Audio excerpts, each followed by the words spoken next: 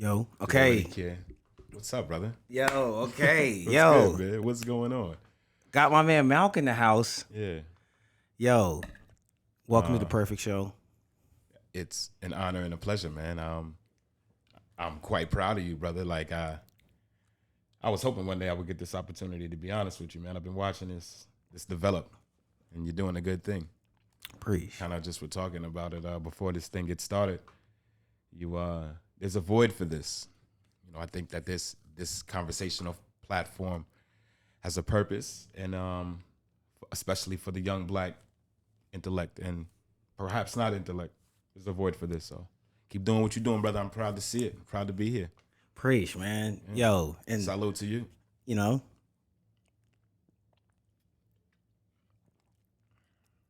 and the thing is, this tonight feels like a manifestation. Well, it is. It is. It is. Truly, it is. You know, because for the folks at home, it's my man Malcolm. Started as co-workers. He then moved up, became a manager. But you know, every job has at least one cool manager. So you know, Malcolm was a cool manager. But we used to have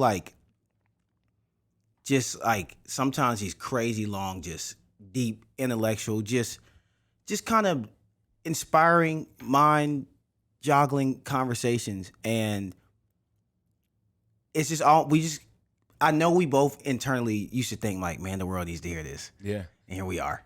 I mean, there's no thinking that. I'm sure we've said that on occasion, but honestly, is to see this come to fruition. I couldn't have seen this coming to a better light for you, man. This is since the times of that cage. Yeah, sitting around that cage of Punch Bowl Social. But I mean, I don't know if we can say that. Fuck them. Well, you're not. No, yeah. But just make sure you hit the mic, talking to the mic. Yeah. Just make sure you speaking to the mic. Oh yeah, most certainly. I do my best. But yeah, man, a long time coming, man, and we talked about a lot, and a lot has changed since then too. You said this is like a manifestation. I'm more inclined to believe that now than ever. You know, those are my. We had some talks, man. We were just saying this kind of. We should have probably hit the record button a little sooner because we were having a really good conversation. We were talking about you know, the transition, my little bit of a spiritual transition that I've been through. And I think it served me well. And it's been a cool thing to have come from the conversations that we were, because I was an atheist. And there's no shame in that. Like, I don't feel like there's not a shameful thing to be. It's just that was my belief system at the time.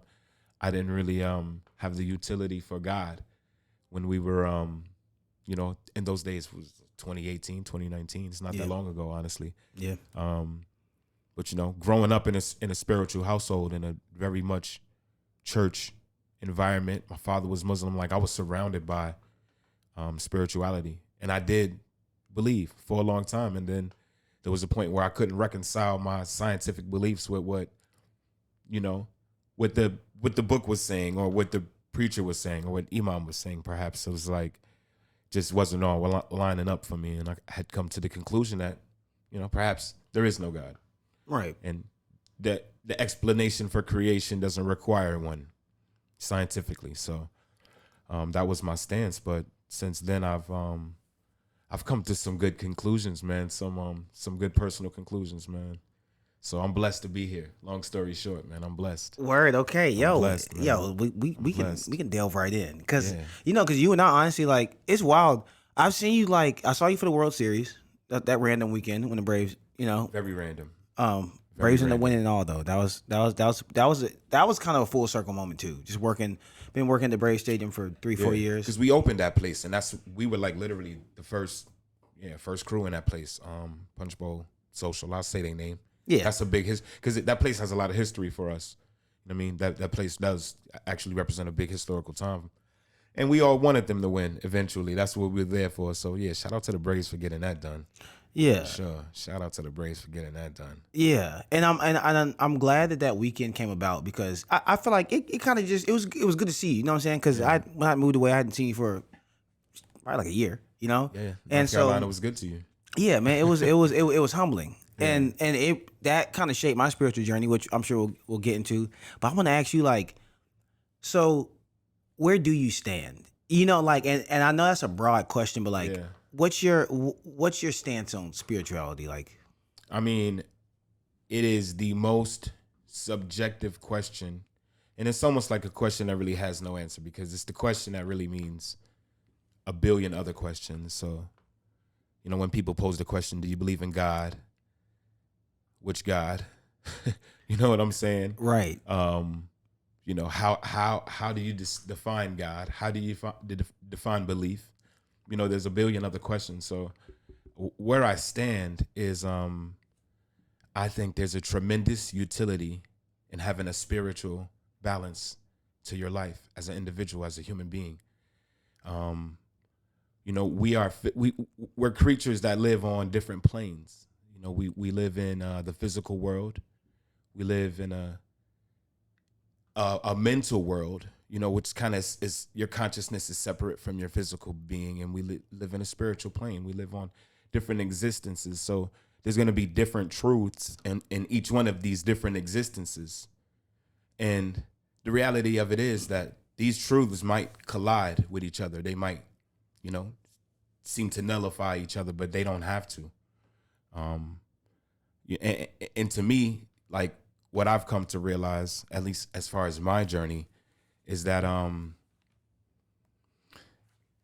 it's not as important to be literally true than to have very, very powerful figurative and metaphorical meaning. And that's what a lot of these books are. It's like, there's good utility in the story of Jesus Christ.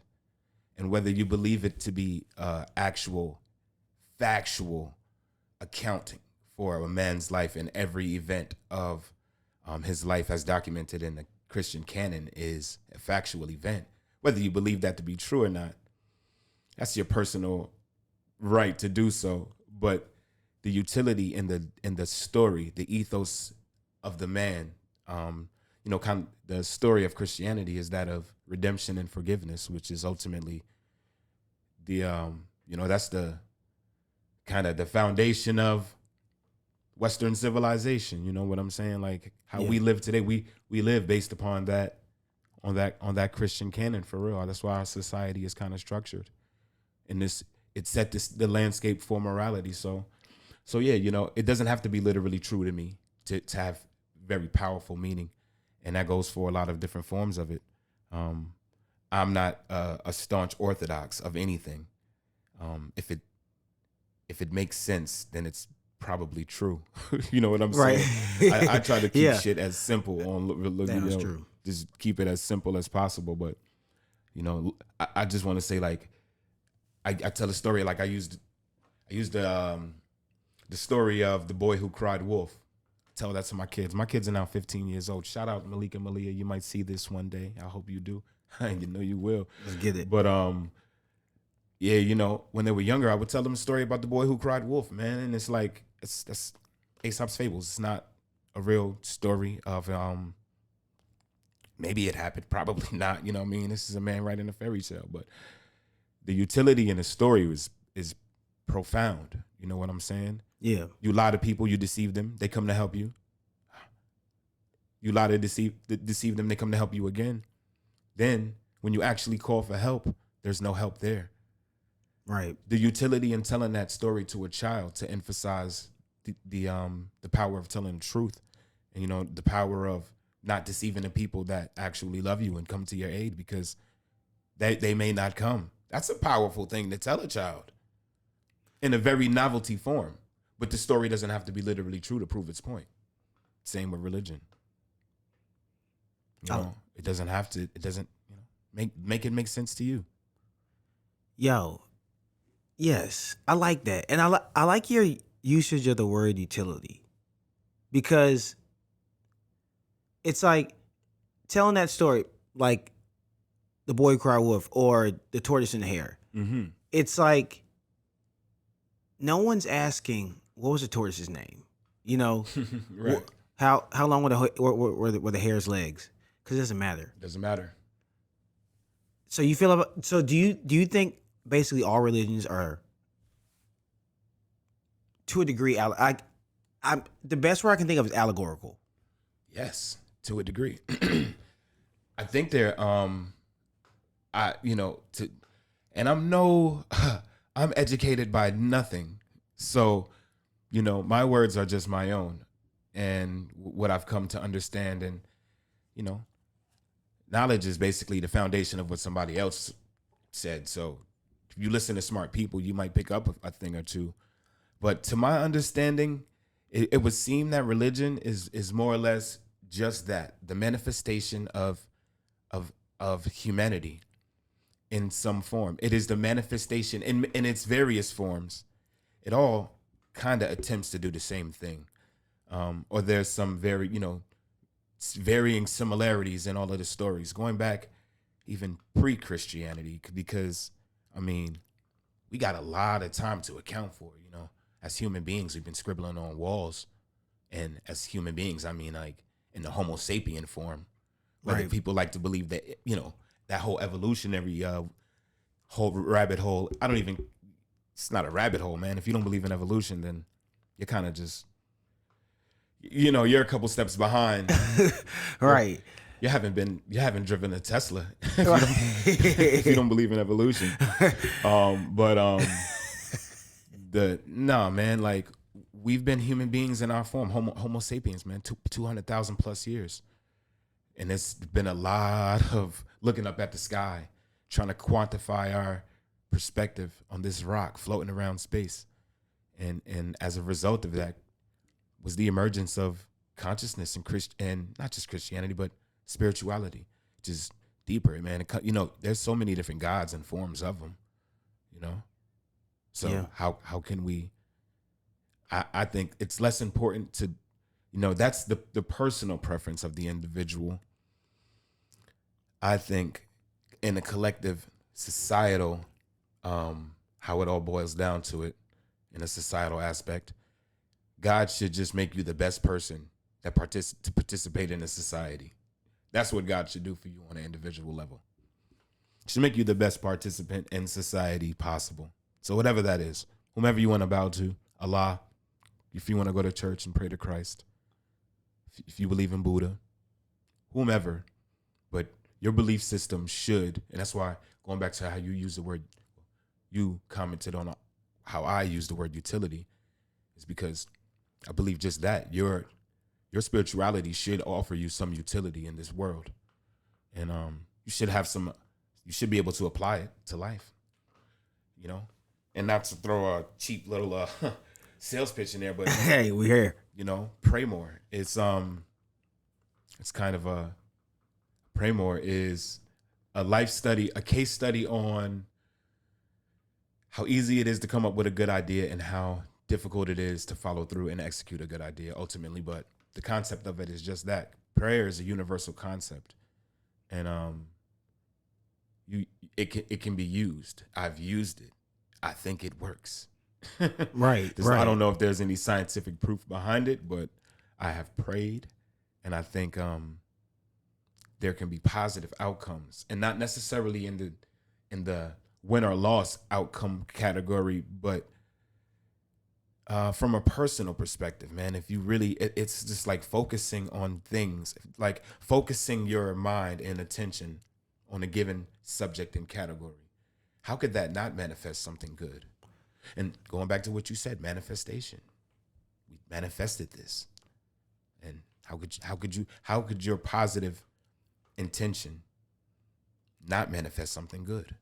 It's just kind of the way the world works. Right. Yo. Okay. Can you scoot over to the left a little bit? I'm gonna edit this part out. Yeah, no, do that. Wait, okay, actually, well then, okay, I was trying to see. Can you scoot over that way a little bit? Right here?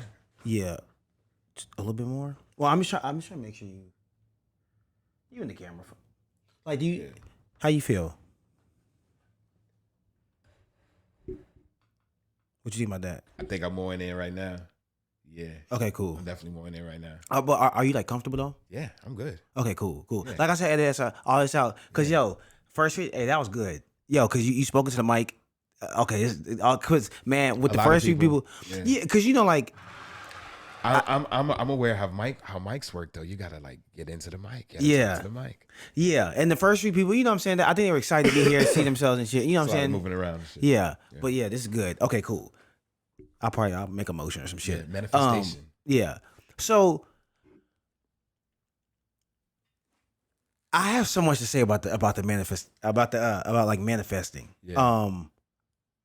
Can I share with you my belief on manifesting Yeah, I would love to hear it. and prayer? Talk to me. Talk to me. So yo, like what you just said to end, like there's no way that you can think and ask for positive things, basically, in a nutshell, and not have them manifest. Right. I'm a firm believer in that. And I feel like life is basically like this concept that shows up over and over throughout different levels of life. Like this, prime example. If you think about us and fruits, we both come with seeds that produce something just like us. Not the exact same, but something has basically something similar. Yeah, something very similar. Just like that notion of like creation. And so when I think about prayer, I think about earth as a physical realm. And when I think about speaking, I'm like, this is nothing more than vibrations. You know what I'm saying? And even if you look at the Bible, you know, the first chapter of Genesis, I think the true creation story is not Adam and Eve. I don't think it's God. I don't think it has anything to do with people necessarily. I think the creation story is, if you read the first chapter, as soon as God starts creating stuff, everything is through speech first. It says God said. Yes, speech. Yeah. Yes. It's wild because right. Out of speech. Vibrations. Out of speech. You know, and I'm like, you know, what may I ask? Where did you pick up upon that? Where did you come upon that that concept? Like when did that occur? When and how did that occur to you? It was honestly around this time, maybe June, July last year, when I was just, because I love the Bible and I grew up Christian, was like you, I had an atheist phase. I joined the cult. Another story. We talked about that a little bit. Sure. Yeah. Kinda, you know. Joined the cult and just kind of, I'm thankful for it though, because it created a whirlwind in my head. And so everything, I started to face the fact that, like, damn, everything I've been talking about God, I realized, like you said about knowledge, this is somebody else's opinion. Like I think a lot of my beliefs were just a conglomerate of a lot of people's opinions. So I hit this state where I just my eyes were kind of opened, and I'm like, hold up, wait. I don't think this can't be God. So I immediately said, okay, well, there's no God, because this is, y'all say this Obviously, is God is. Yeah. That is not him. He is not that. Yeah. And if that's the case, I want nothing to do with it. So Right. I was atheist for a little bit, but then I ended up coming around, and I've always loved scripture. First thing I ever wanted to do was be a pastor. I preached my first sermon at age 7, 1998, Nice. in Greensboro, North Carolina, you know, because like before I wanted to be a teacher or a basketball player, everything, like I wanted to be a pastor. Sorry, y'all. Yeah, I know. Get him. Get his. But and that's a wonderful aspiration too. Not to cut you off. That's a beautiful thing, and I have a similar, somewhat of a similar story. Word. Growing up in a church, man, in New York, like growing up in my grandmother's church. Shout out to St. Paul's AME Zion Methodist Episcopal. Okay. Zion Church. Okay. Hey, St. Mary's Free World Baptist. Yeah. St. Paul AME Zion Church. Word. And but yeah, we got off to orating in the church at a very early age, like you, at 7, around that time. Yeah, that's how I kind of get started, man. But yeah, go. I'm sorry that you just struck a memory, man. It's a big mememory for me. Like, yeah, man, and it's the brotherly nature, man. Yeah. And so I've always loved scripture. I remember prior to joining the cult, I was like, I dedicated my life to God for real, like right after college. And so I started reading, like I would fast sometimes 3-4 days and just read scripture. And I loved it. Like when I was growing up, my dad, he used to, he taught me and my sister the books of the Bible. So we'd travel to different churches and like memorize it, you know? and so I say all that to say, last summer, you know, reading scripture, I feel like once I came around and wasn't atheist, I think this is like the best version of me, because I'm not led by blind faith, but there's a faith element. So I'm reading And I feel like God, the one I call God, spoke to me and was like, this is the true creation story. Because if we're just playing the story of the game, the game of the story, Mm-hmm. we have God, this all powerful creature who clearly can create anything. Out of his word. Right. Why did he choose to use speech? Mm-hmm. It says God said or God spoke 10 times in the first chapter. Yep. I counted. Yep. And you know, the reason why I asked you when and how did you come upon that concept is because that is an extremely profound concept.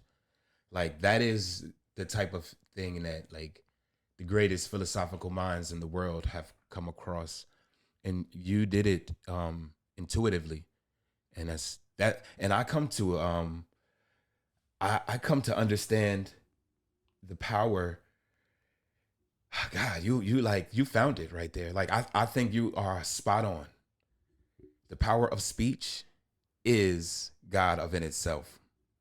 It is power of in itself.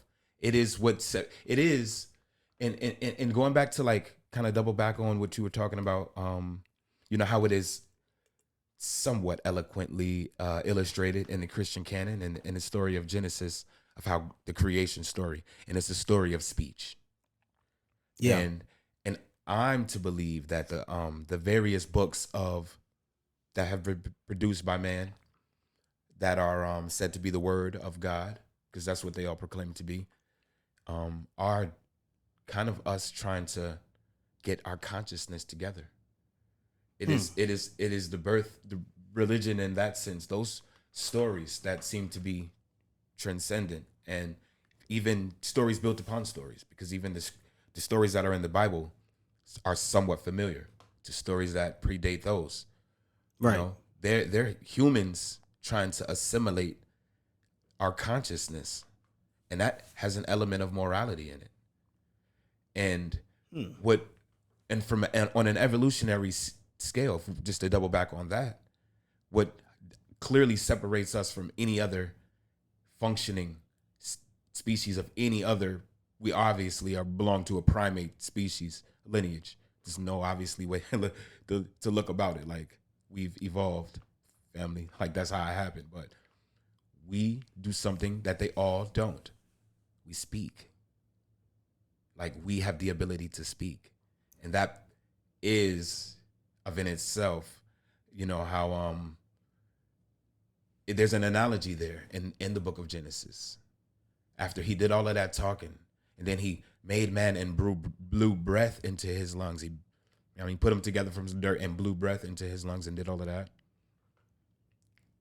He made him in his image, and we have the ability to speak, and no other animal can possesses this ability. It- And we're made in his image. Right. There's an analogous truth there that whether you believe the story or not to be true, evolutionary, there's something true there. Speech is powerful. Yes. Which is why, which is why a lot of shit happens now. Which is why I'm such a big proponent on the freedom of speech. I'm staunch on that shit. Like, Yeah. it has to be protected at all costs, because the ability to speak freely and openly and to create ideas is what got us here to this Man. society, and we need to keep that going. Otherwise, we're gonna turn into something that's a little less than what we used to being. So we need to keep going with this freedom of speech shit for real. Yo, I agree. For real. But to speak, bro, that's a deep one. That's limitless. The depth there is limitless. Yeah. And I'm just gonna give you an analogy. I'm gonna just lay it out there, bro. I'm gonna throw it out there. I don't care who feels how about it. Speech, the conditioning of listening to a certain type of speech, the certain type of vibrations can affect your consciousness significantly. And just how we talked about that power positively to manifest positively, there is an equal, if not greater, ability to manifest negatively and to speak negatively and to speak negative and destruction into the world. That power exists equally. And And those type of vibrations have been reverberating through our society and our community specifically. Yo, okay. So speech, what they talking about? Yo, okay.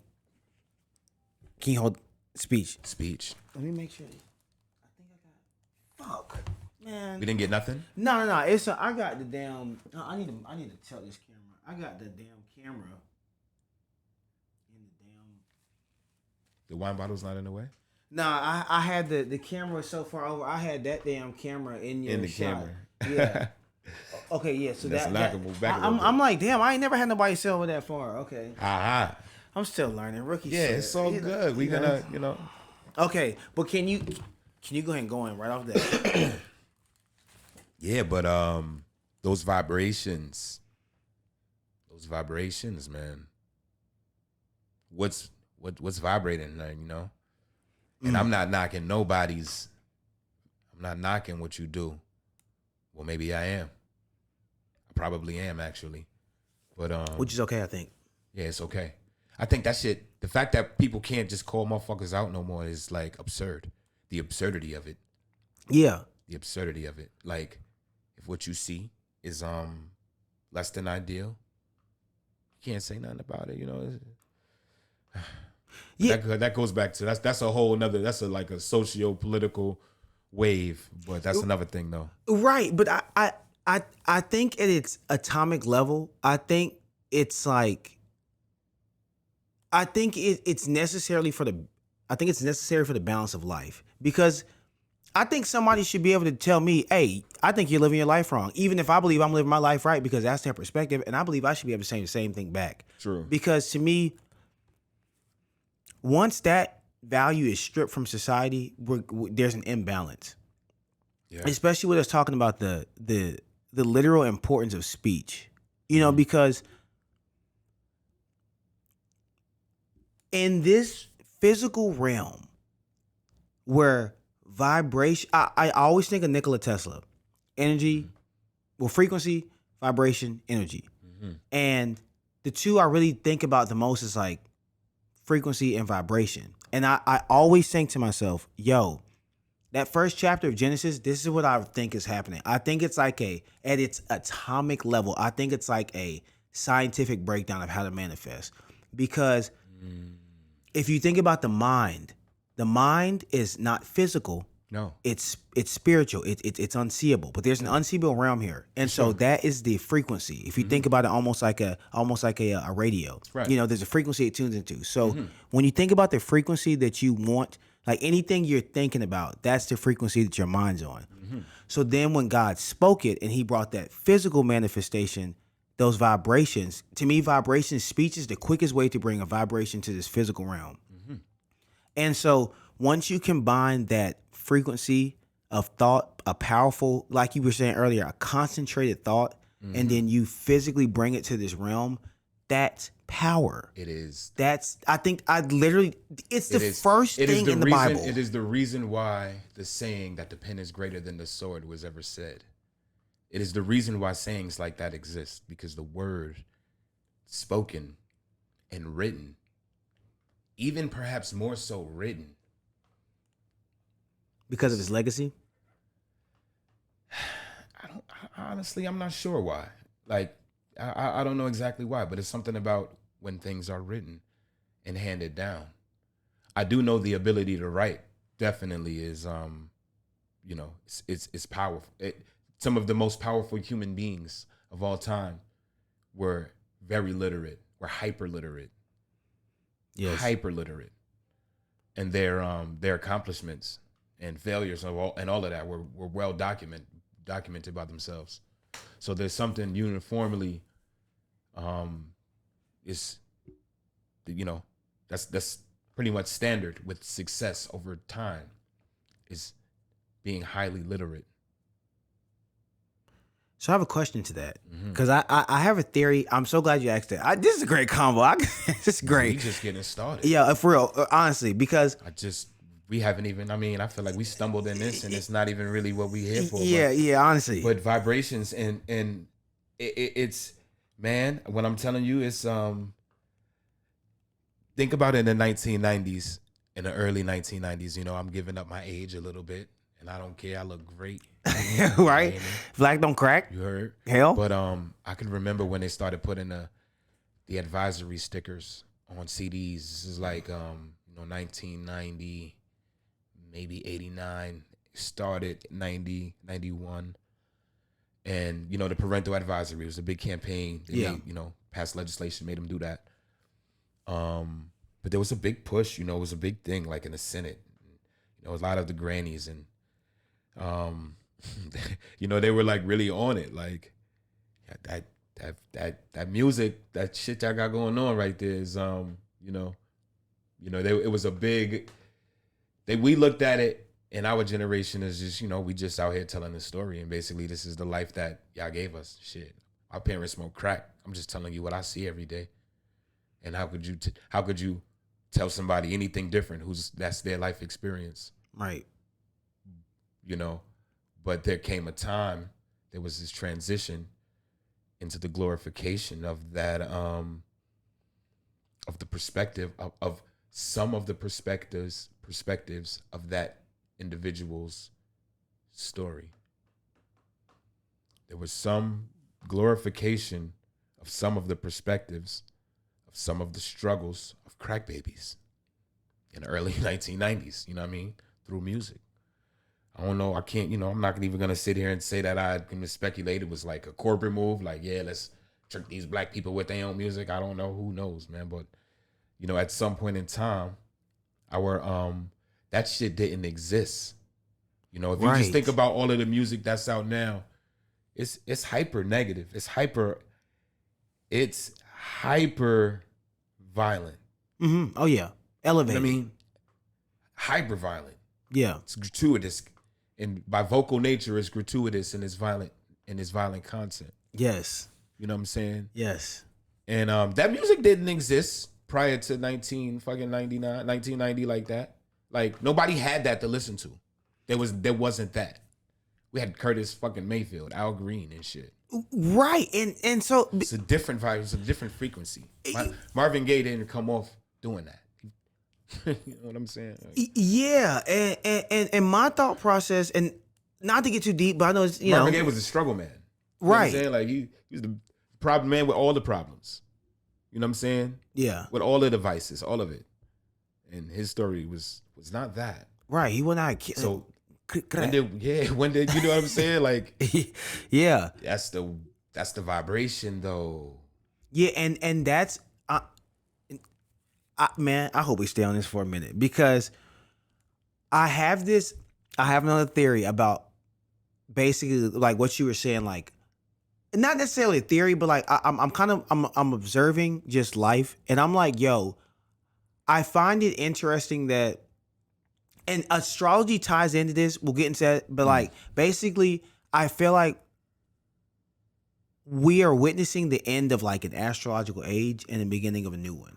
And what I feel like is so bad about that low vibration music is that it came about at a time where mass media had begun to pick up. Technologies was picking up. And so now the timing of it was horrible. It was horrible because I think about it and I'm like, going back to the Genesis 1 theme. It's like, it's one thing if it's 1928 and for somehow there's, let's just say some people time travel. It's 1928, some people are rapping trap music, terrible, shitty lyrics, but it stays right there in one combo. Right. Those vibrations, they flow into the universe, but that's the only time it's played. Yeah. Now think about it. You play Nardo Wick, Who Won't Smoke, Who Won't Smoke With Me? It played over, let's say, 50 million times. Now those vibrations are being repeated into the universe. That shit's getting digitally streamed out. Yeah. Millions of times. And on multiple platforms. I just think about, I literally think about the physical act of those vibrations like streaming into the universe. Yeah. And well, I going back to, if you want to correlate speech with one of the most powerful tools of God, right? Speech is the tool of God. So if we're correlating that, then obviously there's a tremendous power behind speech. And there's no way in hell you can't tell me. And I'm not, and that's the thing is, it sounds like you said, it got to sound however it sounds at this point, because and it's not just to address that as the issue, because yes, these circumstances didn't create themselves. So Right. then you got to double back on how were the people that made this music, how were they formed? How was their moral compass set? You know what I mean? What were the disadvantages that made this a feasible thing to, you know what I mean? That made this lifestyle acceptable. That's what we gotta ask ourselves as a society, because I think that's a societal fail. What, to have a sect of people that are that Nah, not necessarily a sect of people, but like, I think it's a duality. It's a 50-50, because I'm a big proponent of individual responsibility, because nobody's gonna pay my bills but me. right. So how hard I work dictates the life I live, and how and essentially how much I struggle, and not just how hard I work, but how hard I am willing to work at certain things. You know what I mean? If you put it down there like that, so everybody has the opportunity to make their lives either better or worse through their actions and through their words. But I'm not gonna sit here and act like it. Like I said, it just is what it is, man. The music is what it is. It is hyper violent. Yeah. It's And somebody dropped the ball on this, individually and collectively. Takes a village to raise a child. There was no village. Yeah. Something happened. I don't know. I I don't know how we got here, for real. I really Not entirely. I feel like, man, shout out to the Mayans. You know how the Mayans, well, according to, basically it's predicted the world's going to end sometime Right. around 2012. And it was theorized that was the end of, like you said, an astrological age. And I think they were spot on, because you and I have both lived life before the internet. I'll say before the internet was available at a widespread level to the common man. I lived a completely analog life for a good minute. You know what I'm I was born saying? in 1983, G. They got to think about that there. Yeah. I remember a good amount of the 80s. I grew up in my grandmother's house, had a rotary phone What the hell is with that? a long ass cord. What's a rotary? That's the joint with Yeah. With the dial okay, back. yeah. My mom had those. Yeah. We had those. Yes, I Yeah. haven't seen that. Like, use that. I use one. Yeah. So You you know and what I'm I, saying? Like, yeah. what? Like, from where we are now, we've been given, it's like giving a caveman a fucking spaceship, damn near. Almost Yeah. like the advancements that we've made. Like, nothing about us. Like, who's to say that we were even deserving of all of this technology? Because we didn't really make any like superior moral advancements in the time, bro. Like, we talking about like the past 25, 30 years. Right. Shit them blew. And then, okay, internet, high speed, DSL, broadband, social media. And that's, I'm glad you wrote. Oh, let's get it started. This is Social like, media. oh yeah, I find this Shit got crazy. Hold on. Shit got crazy after social media. Oh, let me pour some wine, because do your things, right? Do your thing. I have a developed 5-year theory on this. There's a gnat in my cup. All right. Yeah, fuck him. He's protein. We're going Yeah, to figure it out. We're Get going to get this- around him. And then, you know what I mean?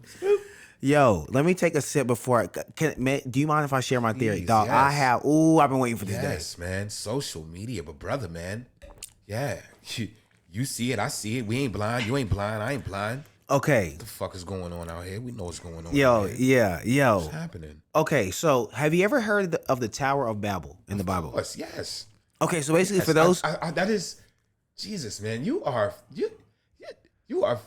quite acute, man. For real. Like, your shit is crazy, man. For real. Like, I don't know how. Shout out to the just naturally inclined people to think deeply, because the Tower of Babel, that story, oh, man. if people only knew. Psychologically, the psychologically ramifications. Like, just think about it. Like, go ahead, break it down. Break it down for those who may be unaware of what this Tower of Babel that he speaks of. Go ahead, brother. Go ahead, give it to him. So basically in the Bible, I hate to paraphrase, but we got to paraphrase. Yeah, do it. God separated everybody. I was like, look, man, motherfuckers wilding. I'm gonna give you a bunch of different languages. The people were separated. It's cursed by Yeah, pretty much separated by language. Yeah. So now man's separate. So basically, like the theme of it is like man's separate. Mm-hmm. If you think about this, like kind of like how we were touching on earlier, allegory. If you think about everybody, like think about the world before the internet. Mm-hmm. People were separated. There's no way you and I could know what the hell is going on in Toledo, Ohio. You know what I'm saying? Or Norway. How would you know before the internet? To bringing back the Mayans into play. I believe the Mayans knew we were entering an age of connection, because I don't know if you know about the age of Aquarius much, but they speak of it as an age of communication. So now think about how you enter this next segment. You said giving me something right social now. You know media. You're giving me something right Yo, now. Okay. I've been waiting 5 years for this. So if you really think about the internet, and now the internet, it has its good side, its bad side. It reminds me of the tree of knowledge of good and evil. Is. That's a whole other discussion. But we can Hey, we here for a discussion. I mean, these things were written for us to dissect. Yeah. That's what their purpose is, for us to think our way through these things. Yes. That's exactly what the purpose is. So yeah, but I think what we're experiencing now, if you really look at society, like I said, because it's funny that you said last 25 to 30 years. Think about the timeline. And of course, we don't know if the Mayans were 100, we don't know if they weren't 100% right. We don't know if what we have today is depicting of what their calendar was predicting, but we can all say something has changed in our lifetimes in the last 10 to 15, 20 years. certainly. And so when you think about society, greatly, think about it right now. You and I can stop this podcast right now, get on our phones, and we can see what's happening in Australia tonight. You and I are going to put this podcast out on the internet, and I pray thousands upon thousands of people from different walks of life, countries will see it. There's something to that about that prophecy of the Tower of Babel. It's ended. Humanity, we're connected again. I can speak French. If I want to learn how to speak French, I can go on the internet. I can learn. I will give you a French sentence in 2 weeks. Even more so now. I mean, they got this technology, this translating technology that just speaking to it, it speaks back. Like, you really can do that. It does that. It's wild. So to say that, the connectivity of linguistics and information in this new age of Aquarius, you think that is primarily is it a bad or a good thing, or neither? Or is it just one of those things that it just is what it is? How society adjusts to it is how we adjust to it. It's up to us to jump up, to adjust, to get acclimated to this new life. Yes, because I want you to think about it like this. God, or we'll use God. We'll kind of say God. Yeah. I believe the same way a day moves in a circular pattern. You got no light, midnight. Let's say sunrise, peak, evening, back down. It's a circle. Think about a moon cycle. New moon, half moon, full moon, back down. Every time. Now think about a year. Winter, spring, summer, fall, back down. Everything moves circular. Right. Everything's circular and everything moves in its pattern. So now I want you to think about an age. If we see that a day follows this pattern and then we go to a new day, a moon follows this pattern, we go to a new moon, a year follows this pattern, and we all seem to start over, I'm like, who's to say we're not at the start of literally a new age? Because to bring the Bible into play, if you read Luke chapter 22, verse 10, I think this may be the most slept on verse in the whole Bible. Jesus, who is depicted by a fish, the age of Pisces. Now, the age of Pisces is the age that precedes the age of Aquarius. Right. That's the devil. They in here. I'm telling you. As soon as we started having this conversation, yeah. But you know what? As we proceed, to give you what you need. Right.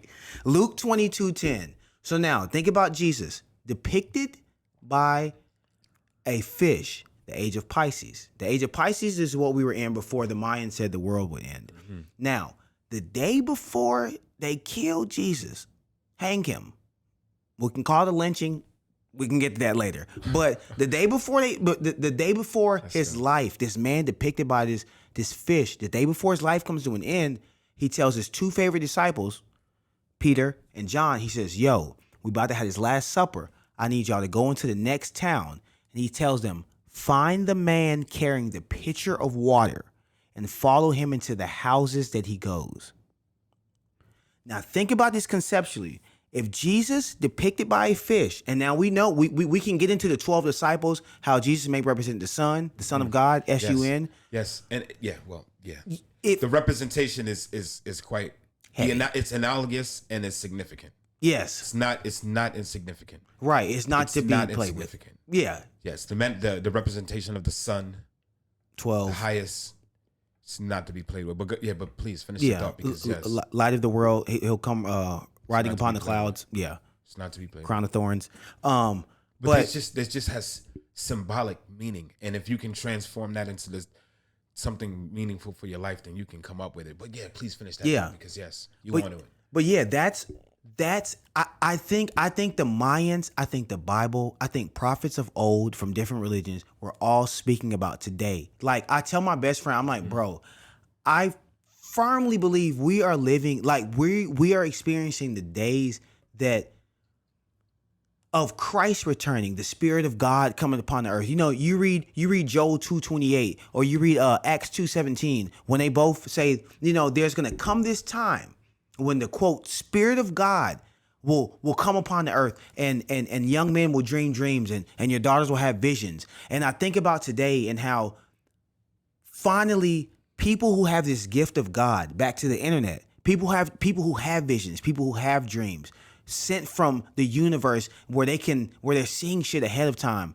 We are now at a place where if you're in Toledo, Ohio, and you're in the slum, or you're in the slum in Chicago, and you're a chosen one, and you have some kind of dream or vision, guess what? You can get on your damn phone and show the world. And so I'm looking around, and I'm like, yo, I think we're living, I swear, because once COVID hit, that's why I was like, theory wrapped up. Because I'm like, what else could, whether you believe COVID was through the government, natural, whatever, what else on the planet could make everything stop? Not sports. Not everybody watches sports. Not war, because every country ain't involved. You know, what else could bring society as a whole to a screeching halt? Yeah, exactly. Yeah. A screeching halt. There are a few things and other things. I mean, let's just say in a list of things that can actually do that, this was the most mild of things that could happen. Yeah. And let's take our victory where we can. You know, I'm definitely condolences to everyone who've lost their life due to COVID. Some people that I know who have, but some dear people. But that's another story. But like you said, this age that we're in now, I'm inclined to agree with you. In the philosophical and psychological translations of the book kind of are inclined to support what you're saying. By my understanding and you know, from what I'm seeing, you know, I can only call it how I see it. And like I said, you know, the one thing I like about free speech is you don't have to speak for nobody else. Right? You can only speak for yourself. You know Yeah. what I'm saying? Like, I love that. I love the ability to not have to worry about me speaking for anybody other than me, because that's never what I'm doing. But it would just seem that society, for better or for worse, is we're gonna have to adjust to this new period, man.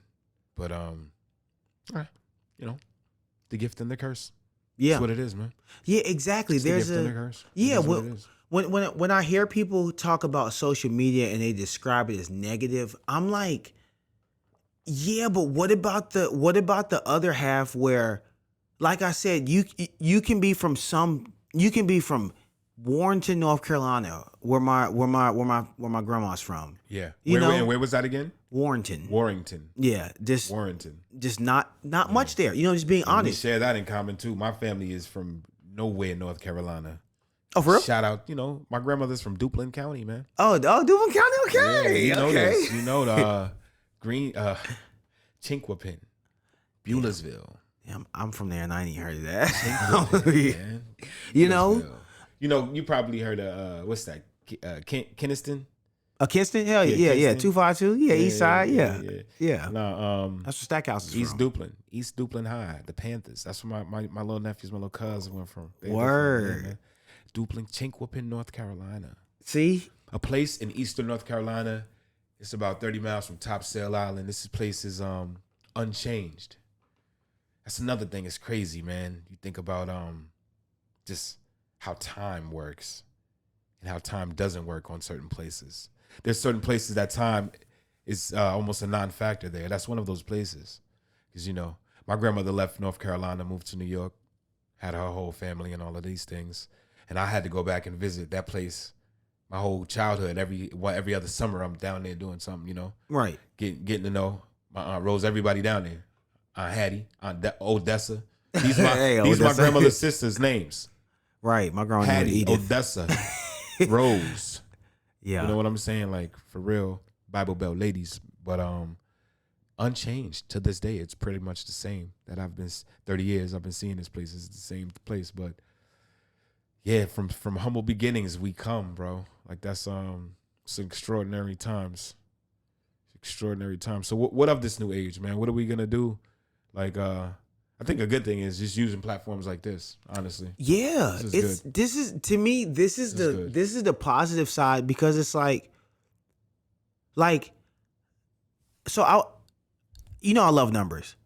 And I wanted to get into that a little bit. Oh, yeah. I kind of wanted to, I'm gonna flip the table now. This is no longer your podcast. Okay, cool. But no, I'm definitely not gonna. I don't want to throw any algorithms. I pretty much could because this guy, man. But I wanted to find out. I wanted to ask you because it is your ability to process numbers mentally is not common amongst distributed talent. You know what I'm saying? Genetically distributed, talented, God distributed, talented. You have a mathematical, you have a computational brain that is quite unnatural. Well, not unnatural, but quite rare and unique. And when did you realize that you could that was a thing that you could do? I'll never forget. And when I tell this story, for this, this is wicked. yeah. Pass me that. Oh yeah. Let me get that. Thank you, brother. Yeah, I'm so glad. No, it's funny that we're even having this conversation because I've been praying. I'm like, man, I love interviewing people, but I'm like, man, I want somebody to ask me a question about some numbers. God damn, bro. Like, what? I don't know if I took too much. Now you had some already. Oh no. When in life did you realize? Because they could make a movie. That shit deserves to be one of them TV One Black Achievement documentary movies and shit. Like this shit was what was Kiki Palmer movie Killer than the Bee? Oh yeah. They could have had that shit about you, bro. Brandon in the math. Like, preach, man. Jesus Christ, this guy just. That's why I gotta put out more content. But we'll get there. But go ahead, please. I'm sorry. But no, I'll never forget. And when I tell this story, it feels like an embellishment, but it's crazy. I swear upon whatever you want me to swear upon. It was 1998. That was a holy year. I was 7 years old because I went to a year-round elementary school in Greensboro, North Carolina. Shout out Brooks Global, extended year-round magnet school, home of the Pandas. Go ahead. And so we weren't like schools nowadays who like they track out for 3 weeks. We were in school. We only got a 3-week summer break, but that was it. Like we did more than 180 days. But I loved it. I was whatever. It was before the internet. You know what I'm saying? So scholars. Yeah, shit else to do. Yeah. Go home. I'll never forget, man. I was in this thing called AGs, called academically gifted. Mm-hmm. So like I was in it for math and reading, but nothing had like I didn't understand what I knew because I was 7 years old. Yeah. I'll never forget, man. One day I was in the back of my mom's car. We were about to leave the school. I can see it. It was a bright sunny day, and something came upon me. Like I swear, like it was almost like it feels like a meteor hit a planet somewhere else and it affected me or something. Because like you're fucking mutant. It was You're one of those X-Men, ain't you? It was You're X-Men. It's Fucking mutant, Brandon. I don't. It was the strangest shit, man. Maximum Because sunlight. right, because it was on a sunny day though, and I'll never forget, man. Like I was 7 years old, and it was like the first number I understood was the number 7. I could walk you down a journey with the number 7. Like prime example. Can I just give you an example? Love to. When it comes 7 to is significant to me because I was born on the 7th day of the 12th month of the year. okay, hey, So I love the number 7. I see it all the time. that's It matters to me for some reason. But go ahead. It matters to me. If you're ever trying to just this one small fact, just about the number 7. Yeah. If you're ever trying to figure out if a number larger than 2 digits is divisible by 7, like let's say a 3-digit number, you take the last 2 numbers. So like let's say like give me a 3-digit number. 976. That's not divisible by 7, but 973 is. Because if you take the 73, you separate it from the 9, multiply the number in front of the last 2 digits. So 9, multiply that by 2, 18, add it to 73. If that number is divisible by 7, it's always divisible by 7. So like the number 126, separate them, multiply 1 by 2, 2 plus 26, 28. It's wild. And even like 4-digit numbers. It just works on every level. Yes. And you can see that. So what happened is that day, like I feel like it was the beginning of me seeing that like numbers work just like humans. It's a bunch of patterns. Like even down to last names, it's crazy. I basically call it the last 2 digits of any number, its last name, because the last 2 digits of any number will let you know a lot of shit. Like it's wild how like there's this existence and this living realm of beings who exist outside of us. Because if you think about 3 cubed, it's 27. That was 27 before you were born, before your mom was born, before Martin Luther King was born, before Jesus was born. Right. You know, and it's like... And 27 is 27. 27 is 27. And it'll never be 26. Right. Because it's quantitative. Yeah. So then when you bring it to... And this is the part I came across as an adult. Yeah. I'm like, when you start thinking about, all right, so you mean to tell me there's this source of life out here living independently from us that we also use to build our physical world? Nothing's not a measurement. Nothing's not a number. No, it's computational science. And this is quite fascinating to me. Your ability is fascinating to me. And I hope you get the opportunity to use it to its fullest potential one day. But yeah, if you just think about computational science launches our satellites into orbit. That's all computational mathematics, like all of it. Like they've. That's a. There you go. Get the fuck out of here with that. Can we please kill this? Yeah, he's gotta go. Get him out of here. The fucking But yeah, if you just think about, them being able to calculate the spin and force generated by a satellite of Saturn to be able to triangulate the move of a satellite 20 years from now, like we'll know that it'll be able to catch this planet's gravity. All of that is like advanced math, like everything. It's scary to a point. Yeah, because like you said, that's a level of existence where most people can't even, we operate at a pretty low level of resolution. Most of us, we operate bare minimum. Yeah. That's what we see. Most of us. Some of us operate from a slightly higher resolution. But then there are people like you who see the world through a mathematical lens. And that shit is, I could see how that could be daunting. Like, it could probably weigh on you a little bit. Cause, yeah, I don't know. That's powerful, man. That's a powerful shit to have to live with. Preach. Because you're never gonna not see it. You're never gonna not see things as math. Yeah. How could you not? And that's what I think. That's what has perplexed me. But that's why, like, just being honest, that's why, like, I appreciate people like you so much. Because growing up before the internet, I'm somebody who I see the negative side of the internet. I'm such a glass half full person Bro, in if I general. asked you what's 63 times 279 right now, you can tell me. 1 sec. 63 times 279? Sorry, I had a little wine. All right. 63 times 279. Uh-huh. All right. Okay.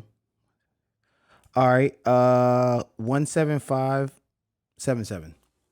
17577. They'll Yeah. fact check it later because they know it's right. Yeah. But see, that's the thing. I can tell you. Here's how I know. You don't have to tell me how Well, you know, 'cause I know you know. I know, but I want to. I don't have to question your science. But remember the breakdown. So Unlike Anthony Fauci. so Shots. so you Shots. I was playing Fauci. I got your back, big Fauci. Niggas hating on you, son. I got your back, B. Go ahead, though. No, I can remember the last two digits thing I was telling you. Yeah. So I said then the answer is 175.77. So separate the 175 and the 77. Now the funniest thing is 77. We both know that's divisible by 7. Mm-hmm. Of course. 7 times 7 times 11. Right. 7. I don't know why it took me long enough. That was terrible. No, We've been drinking. Easy. We've been drinking. I'm not you. I'm not you, but you know, I'm like working the cash register at Albies. I had to think quick. Well, pocket this change. I got to figure out how to count this shit real quick. I got really good with computational dollar signs. Yeah. But I can move that decimal point over 2 times for you. But nah, you are. Yeah, your shit is crazy. You're like you got a talent, man. Preach, man. You got a fucking God-given talent. But yeah, you know, that's the other thing, man. We talk about. I'm gonna take this somewhere else. Quick question. Yeah, go ahead. Do you think you're in focus, right? Am I tripping? I think so. Okay. I don't know, man. I look good. Okay, cool. I'm just making sure. Okay, Okay, hell yeah. I hope I look good. No, cause I'm like, this is a great combo. I hope I look good. I just hope everything is So my mama. But yeah, I'm gonna take it there, man.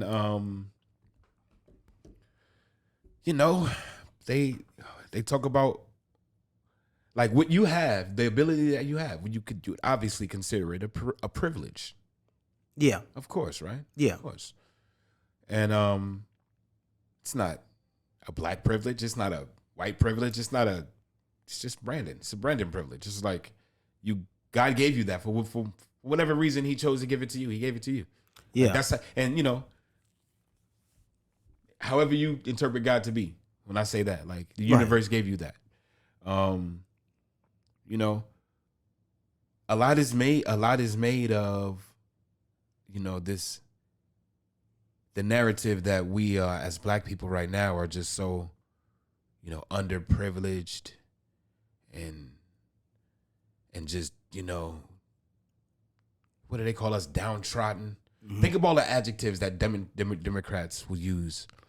And, you know, not just Democrats, but, you know, everybody would just disenfranchised, downtrodden. They love that disenfranchised one. Downtrodden. I'm just trying to go through the list of the terminologies that's used to refer to us. Typically, you know, oppressed. Mm-hmm.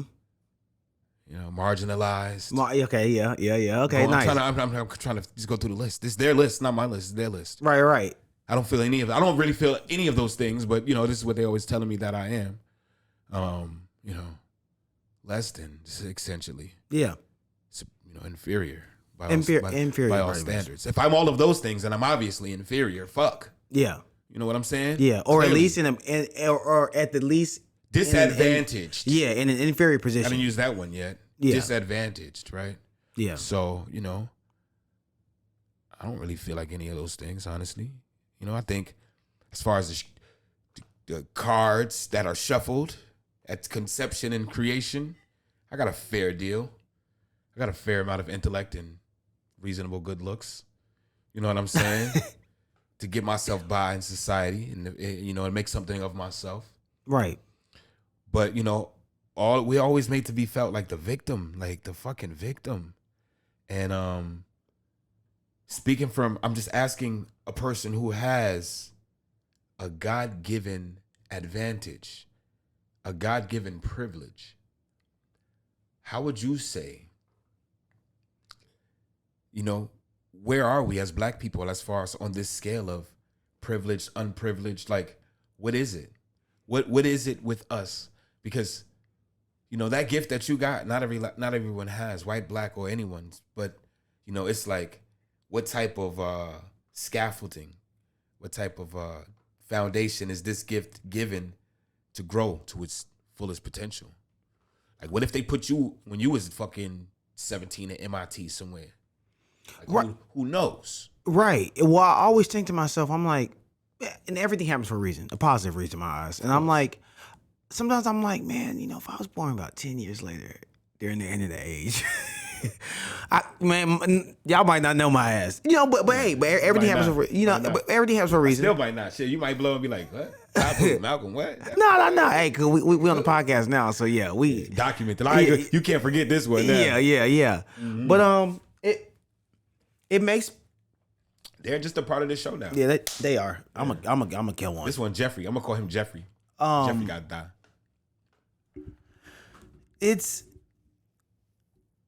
It kind of goes back to it's crazy, man, because the Bible, like, I don't believe the Bible is literal, but I believe there's so much kind of like what we were alluding to earlier. Yes. I think there's so much allegorical truth, and I feel like. I do believe that, just as a history major, ain't no way around it. We were put in a shitty position through, and my thing is like, black people. Yeah. We. Yeah. It's kind of hard to deny the fact that we were given not the greatest when it comes hand. to the hands. Yeah. It wasn't a motherfucking, it wasn't a royal flush. Yeah. Nah, not by any means. It wasn't a cultural royal flush. Right. You might have had a pair. If that. 2 jokers. So I feel like now we're in this position where if you read Deuteronomy, that Bible got some shit in it, man. Like some going real back shit. to that. Because like I just feel like it's not the only book that has spit prophetic truth, but it's just the book I was given. Yeah. You know what I'm saying? So I can only speak for I think I've reached a comfortable. There's something to be said for that. That's fine. That's yeah. okay. I think I've reached a state where I'm comfortable with, like, okay, if I wasn't born in India, or I wasn't born somewhere else where maybe a different religion was prominent. So this like you said, kind of like with the gift, is like, all right, I was born also in the Bible Belt. Yeah. To Don and Melinda Brown, who go to church every Sunday. You know what I'm saying? But it's Real crazy Christians. because, like, the Bible has so much prophetic truth, I feel like. And even when I think about, like, the quote unquote Israelites, you know what I'm saying? Because I don't know if I'm willing to pay, if I'm willing to go and say 100% that, like, black people are the only chosen ones of God, and, like, white people are just screwed. But if the shoe fits. But the shoe does. And I'm not implying that either, because, you know, God forbid anything I ever say starts sounding like Louis Farrakhan or anything like that. But, you know, there's something to be said. And like you said, allegorical truth, metaphorical truth, powerful. And when you want to talk about, you know, let's just talk about the people being led out of Egypt into the wilderness. It's a journey, man. A journey. And the shit starts, you know, the story starts to sound quite similar. Right. It almost gets to be like, damn, well, this sounds familiar. You know, this resonates. This hits a little home right here. Yeah, and that's my biggest thing. Cause like you alluded to Tyler, I'm gonna kill this gnat. 1 sec. He's in a vulnerable position. Smack DVD. Man, that wine got me moving slow. He's out of here, no? Oh, he's not out of here. Nah, he escaped. But like with Tyler, you know, he and I had a good discussion. I wouldn't even call it an argument, a good debate.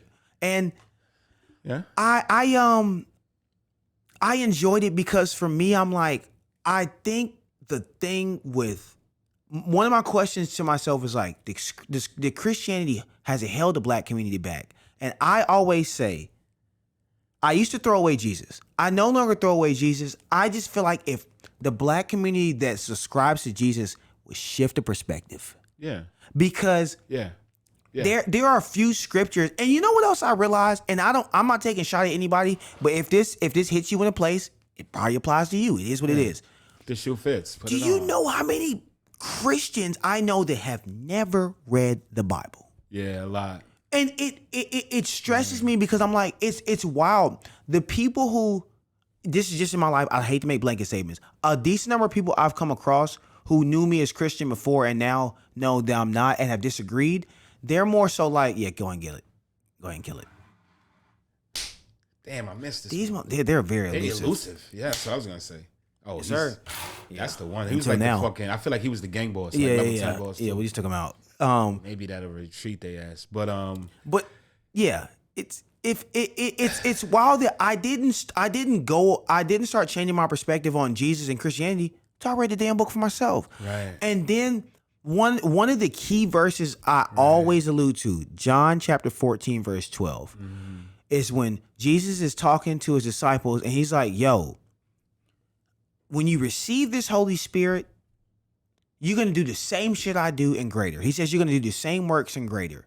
And then if you look at why the people of the church and why the government, even though the government didn't have much to do with it in the story, but like more so the priest and the people of the church wanted to stone him and kill him, is because one time he was like, basically, hey nigga, I'm one with God. And they were like, well, who do you think you are? And then he says, well, aren't ye all gods? Right. He's quoting Psalm 82:6. Yeah. And if you think about at the time, there was no New Testament because New Testament is about Jesus. Right. So he was referring to their scriptures, their Old Testament. Yeah, right. He was referring to their Old Testament scriptures that they read. And it's like when you take that concept of aren't ye all gods, and then you look at us as a people, and then you're like, have we been trained to give our power, because we talk about the power of speech, have we been trained to give our power outwardly to this conceptual man in the sky, when if you read the story, the man himself was saying, no, the power's within yourself. Save yourself. I've given you the ability to save yourself. Exactly, because I always ask this question. Yes. Why did Jesus in the story, and that's why I say I hope black people can change their perspective on Jesus. Why in this story, nobody knows what this man's doing for assumed 30 years. He comes out the wilderness, receives the Holy Spirit. He descends upon him like a dove. Then he starts doing miracles.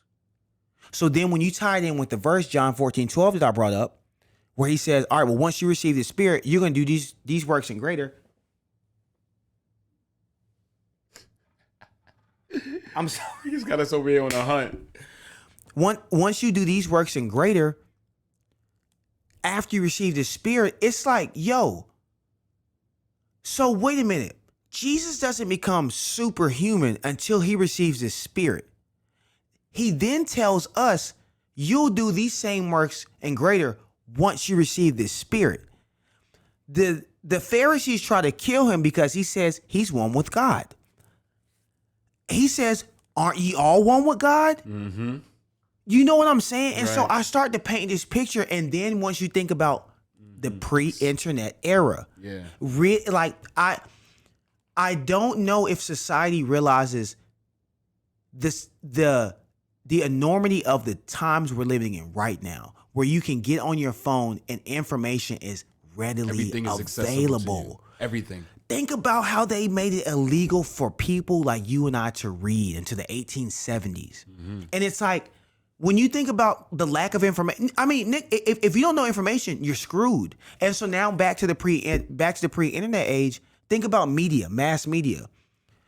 If you and I wanted to spread a message, what you gonna put out an ad in the newspaper? You know what I'm saying? Right. And so now if it's 1994, cable TV, now whoever is in charge of these television programs, whoever's in charge of radio, they control 99% of the mass, 99% of the media, 99% of the information. You see what I'm saying? And so now it's like, I look at the society we're in, we are in a free reign society because information is freely available, which has been knocked off and locked off from humans for God knows how long. Back to the Tower of Babel. I was going to say, going back to your original point. It's interesting, man. And so then to bring those Mayans back, that's why I look, the Mayans to me, like, especially with their mathematical brains, sometimes I feel like I think I'm Mayan because like, yeah, well, you might be some of some indigenous genetic descent because something was left there for you, brother. That's crazy. Sorry, I went on a rant. Sorry. I appreciate you listening. But that's that it really just it kind of just goes back. It brings it all home, bro. For real, we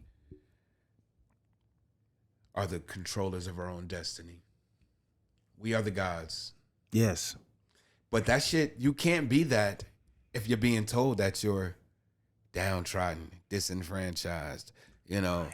this, that, and the third. Like, shit, am I a god or am I a victim? I can't tell. Right. Like I'm having a hard time telling. But yes, the entirety, the salvation of us is in us. Yes. And that's the end of the story. Yes. There is no other story. That's it. Yes. That's it's it. in us. Now, Yes.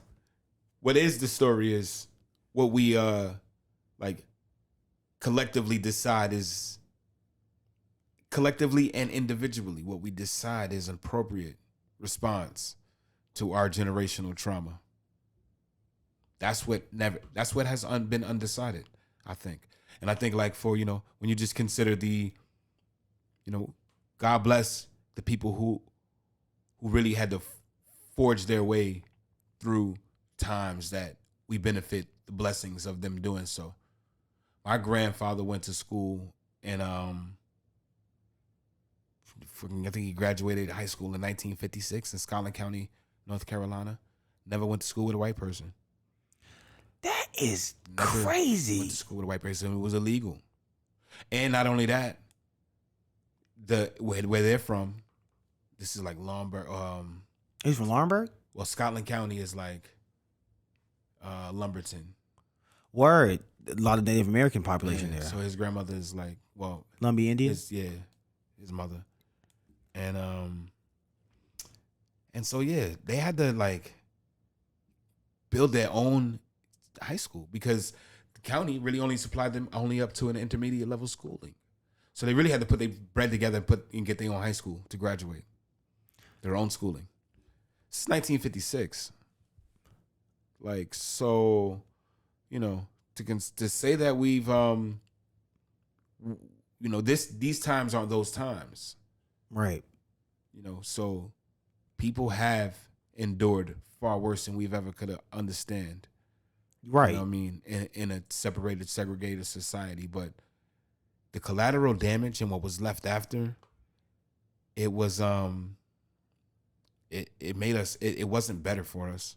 They gave us a welfare state and they just told us that we were the victims forever. And that shit really put us behind the 8-ball. Yeah. They gave us incentivized the victimhood of it. They incentivized us literally like destroying our family structure. That was well put. Incentivized. Yeah. Because now it's they paid motherfuckers to not be present and responsible for taking care of their families.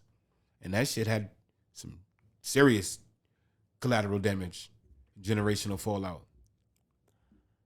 And I feel like that's what we're living through. I feel like we are, because it takes a few decades for things to really show their hand. Yep. I feel like that's where we are now as a people, where it's like, you used the term seed earlier, and perhaps, of course, that's the perfect term to use. You plant a seed, you don't reap the benefit of that seed tomorrow, or perhaps the next day, but maybe the next year, or in some cases 5 years, or in some cases 10 years. Yeah. It takes a while to bear the fruit of a tree. That seed has to be planted, and cultivated over time. Yes. So like you said, we're bearing the fruit of that. Yes. Generational shit.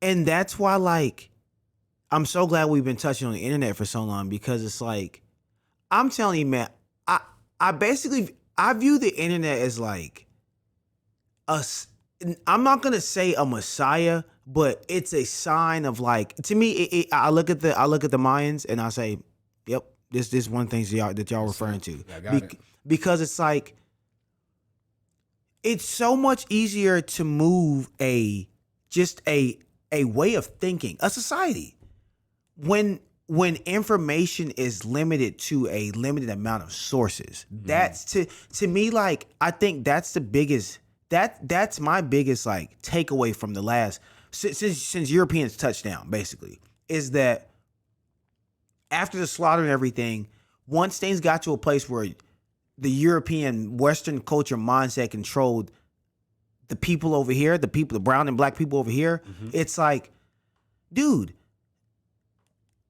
if it's illegal for you to read, and then even after that, once, like I said, once TVs and radio come into play, if even those people, if that's your only large source of widespread media, and it's biased to a certain side, it's like, if your mother is taught that red is blue and there's nothing to tell her different, what you gonna learn? You know? Yeah. And so that's why, like, I always bring into like the fact that we couldn't read till 1870. Because if you think about this, let's say it's 1870. You're your age right now. I'm my age right now. It's illegal for us to read. Your parents can't read. Right. You know we can't read. So guess what? Let's say you have a child in 9 months. You think that child's gonna be able to read? Right. No. And we did, this entire conversation kind of started with the importance and the God-given power of literacy and the ability to speak and read. Yeah. So yeah, for that to be taken from someone is significant. I even heard, that's the thing about I hate the internet sometimes, bro. I seen some viral video. I'm not even gonna call it a viral video because I seen it doesn't make it a viral video, but a video that circulated in one of these random explore pages of mine, and it was like, I even think maybe it was forwarded to me by someone, but like more or less, black people don't have to be articulate. We have our own way of. I'm paraphrasing entirely, but it was someone using like slang and ebonics type shit to make the point of, the display of articulate English speech is a sign of systematic oppression. It was like one of the most unfoundable. It's unreasonable to consider such a thing. Like, that's to even have that thought. Like, wait, like, man, I get it, bro. Like, the man is on your neck. I can't breathe. I feel you, bro. Like, but like to say that articulate speech is somehow a mechanism of control and like colonistic conquest, like, how so, man? Yeah.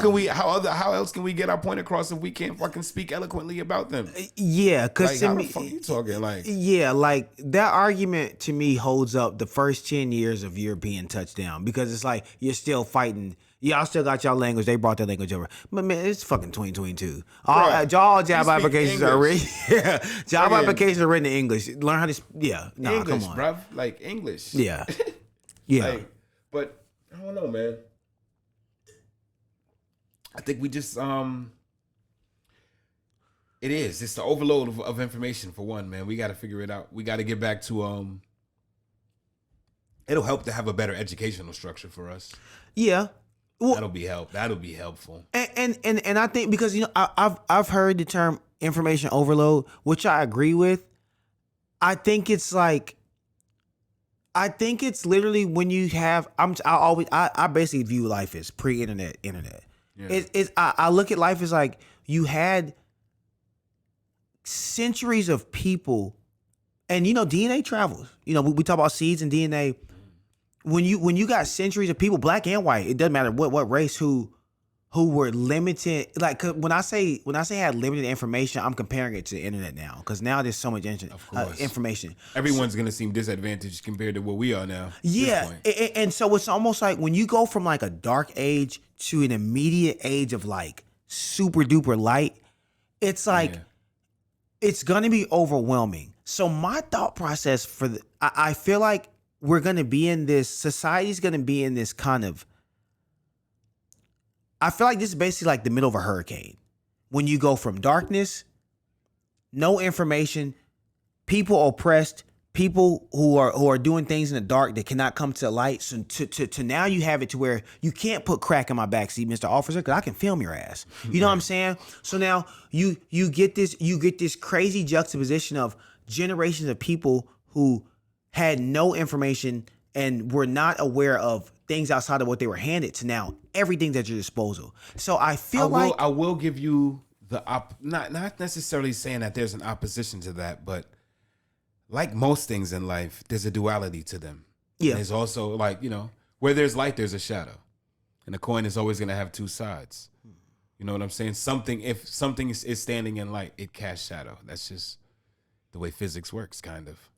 But, if you think about, yes, all the access of information and the availability of information, but there was something to be said about a filtration system. And what I'm saying that is like, so I grew up like, and I always say grew up. Whenever I say grew up, I'm really referring to my grandmother's house because I feel like that's where I got most of my impressionable memories there. In North Carolina? No, in New York. Okay. But so in her basement, she has encyclopedias. She got the joints that's like, The where green it's like and A white to M. shits. The green, I forget the name of them, but like every volume, A to Z, all the encyclopedia. Is it where it don't have all of them in one? It's like letters A through M and then like N through Z. Is it that type shit? No, My bro, parents had she that. had a book. She had like the whole A, whatever. Only every book, every letter had its own book, I believe. Like it was the whole encyclopedia, whatever it was. And then you can tell there was like the version from the mid 70s. Right. Then there was a later version. Like, so the idea that this information was valued and needed to be updated was significant to her. You know what I'm saying? Yeah. So, and those encyclopedia were just, I used to pick them up and go skim through them and read them. And I feel like that's kind of where I probably got a fascination with biology, just looking at fucking skeletons in the encyclopedia as a kid. Like, wow, this is kind of cool. But that information was not biased on any level. It didn't have any cultural significance. It didn't have any other significance other than the fact there was information. Right. That's the only thing that this shit did. I don't know where they coming from, but no. They're just here now. We just fuck it. Yeah, you're right. I don't go, man. Fuck it. Do you mind if I use the restroom real quick? Please, yeah. Okay.